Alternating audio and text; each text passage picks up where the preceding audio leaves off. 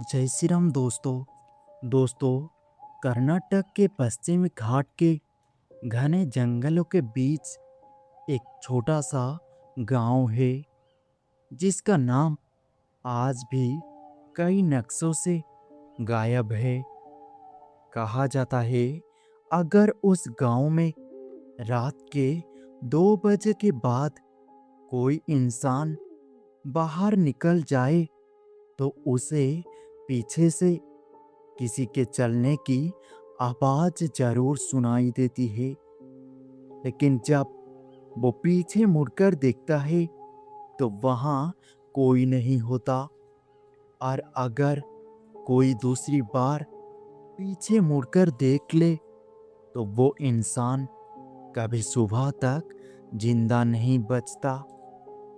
आखिर उस गांव में ऐसा क्या था और क्यों वहां की हवा को लोग काली हवा कहते थे, जिसे आज तक कोई पूरी तरह समझ नहीं पाया। साल था 2017। मैं और मेरा दोस्त रोहित दोनों एक डॉक्यूमेंट्री बनाने के लिए भारत के अलग अलग रहस्यमय जगहों पर घूम रहे थे। हमारा एक यूट्यूब चैनल था जहां हम भूतिया जगहों की असली कहानियां रिकॉर्ड करते थे। एक दिन हमें एक बुजुर्ग आदमी मिला जो कर्नाटक के एक गांव से आया था। उसने हमें एक अजीब बात बताई। उसने कहा अगर सच में भूत देखना है तो पश्चिम घाट के जंगल में बसे नंदीकटे गांव में जाओ। उसने ये भी कहा लेकिन वहां रात को मत रुकना क्योंकि वहां की हवा जिंदा हो जाती है। उसकी ये बात सुनकर हमारी जिज्ञासा और बढ़ गई और हमने तय किया कि हम उस गांव जरूर जाएंगे। मैं, रोहित और हमारा कैमरामैन इमरान तीनों बेंगलुरु से कार लेकर उस जगह के लिए निकल पड़े। रास्ता धीरे धीरे शहर से दूर होता जा रहा था। बड़े हाईवे खत्म हो चुके थे। अब सिर्फ पतली सड़क और घने जंगलों का रास्ता बचा था। जंगल इतना घना था कि दोपहर में भी अंधेरा सा लग रहा था। रास्ते में हमें कई छोटे छोटे गांव मिले, लेकिन जब भी हम किसी से नंदीकटे गांव का रास्ता पूछते थे तो लोग अचानक चुप हो जाते थे। कुछ लोग तो सीधा मना कर देते थे। एक बुजुर्ग औरत ने तो साफ कह दिया, बेटा वहां मत जाओ। हमने पूछा क्यों? वो बस इतना बोली, काली हवा किसी को वापस नहीं आने देती। और उसकी आंखों में जो डर था वो नकली नहीं लग रहा था। लेकिन अब हमारी जिज्ञासा और बढ़ चुकी थी। शाम के करीब 6 बजे हम आखिरकार उस गांव के पास पहुंच गए। गांव बहुत छोटा था, बस 20-25 घर। लेकिन सबसे अजीब बात यह थी कि पूरा गांव बिल्कुल खाली लग रहा था। कुछ घरों के दरवाजे खुले थे लेकिन अंदर कोई नहीं था। हवा भी अजीब तरह से चल रही थी, जैसे कोई धीरे धीरे फुसफुसा रहा हो। हमने कार रोकी और कैमरा ऑन किया। रोहित ने धीरे से कहा, यार यहाँ कुछ गड़बड़ है। उसी समय हमें एक बूढ़ा आदमी दिखाई दिया। वो गांव के मंदिर के पास बैठा था। हम उसके पास गए। उसका नाम सिबान्ना था। उसने हमें देखते ही कहा, तुम लोग यहाँ क्यों आए हो? हमने उसे अपनी डॉक्यूमेंट्री के बारे में बताया। वो कुछ देर चुप रहा, फिर बोला, अगर रात होने से पहले चले जाओ तो ठीक है। हमने पूछा, और अगर नहीं गए तो क्या होगा? उसने बहुत धीरे से कहा, तो काली हवा तुम्हें ढूंढ लेगी। रात होने लगी थी। हमने सोचा कि बस थोड़ी देर शूट करके वापस निकल जाएंगे। लेकिन जैसे जैसे अंधेरा बढ़ रहा था, गांव और भी डरावने लगने लगा। रात के करीब 11 बजे अचानक पूरे गांव में अजीब सी ठंडी हवा चलने लगी। पेड़ जोर जोर से हिलने लगे। इमरान ने कैमरा उठाकर रिकॉर्ड करना शुरू किया। तभी हमें साफ साफ पैरों की आवाज सुनाई दी, जैसे कोई हमारे पीछे चल रहा हो। हमने पीछे देखा, लेकिन वहां कोई नहीं था। रोहित ने हंसते हुए कहा, शायद जानवर होगा।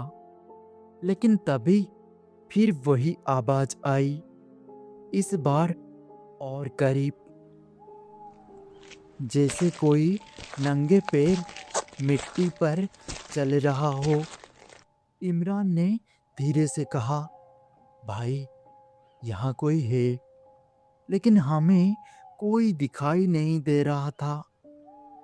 और अचानक हवा और तेज हो गई, और उस हवा के साथ हमें किसी औरत की धीमी हंसी सुनाई दी। वो हंसी चारों तरफ से आ रही थी, जैसे पूरा जंगल हंस रहा हो। रोहित डर कर बोला, चलो यहाँ से निकलते हैं। हम कार की तरफ भागे, लेकिन जब हम कार तक पहुंचे तो हमारा खून जम गया। कार के चारों तरफ नंगे पैरों के गहरे निशान बने हुए थे, जैसे कोई हमारे आने के बाद से कार के आसपास घूम रहा था। और सबसे डरावनी बात, वो निशान धीरे धीरे कार की छत पर चढ़ रहे थे। इमरान कांपते हुए बोला, कोई कार के ऊपर है। तभी कार की छत से जोर की आवाज आई, जैसे कोई भारी चीज ऊपर कूदी हो। हम तीनों बिल्कुल जड़ हो गए। अंदर से साफ साफ किसी के चलने की आवाज आ रही थी। और फिर धीरे धीरे किसी ने कार की छत पर अपने नाखून घिसने शुरू किया। वो आवाज इतनी भयानक थी कि हमारी रीढ़ में सिहरन दौड़ गई। रोहित ने डरते डरते ऊपर देखने की कोशिश की, लेकिन तभी कार की खिड़की के पास एक चेहरा दिखाई दिया। एक औरत का चेहरा, लेकिन उसकी आंखें पूरी तरह काली थी, और उसके बाल हवा में ऐसे उड़ रहे थे जैसे हवा नहीं, बल्कि वो खुद हवा हो। और वो धीरे से मुस्कुराई और बोली, दूसरी बार पीछे क्यों देखा? हम तीनों जान बचाकर भागने लगे। लेकिन जैसे ही हम गांव के बाहर की तरफ दौड़ने लगे, हवा और तेज हो गई। पेड़ ऐसे हिल रहे थे जैसे कोई अदृश्य ताकत उन्हें धक्का दे रही हो। तभी अचानक इमरान चीख पड़ा। हमने पीछे देखा तो वो जमीन से 2 फीट ऊपर हवा में लटका हुआ था, जैसे कोई उसे पकड़कर खींच रहा हो।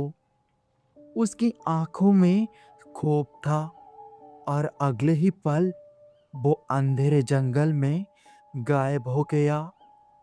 हम और रोहित भागते भागते किसी तरह सड़क तक पहुंचे और बिना पीछे देखे कार लेकर वहां से निकल गए।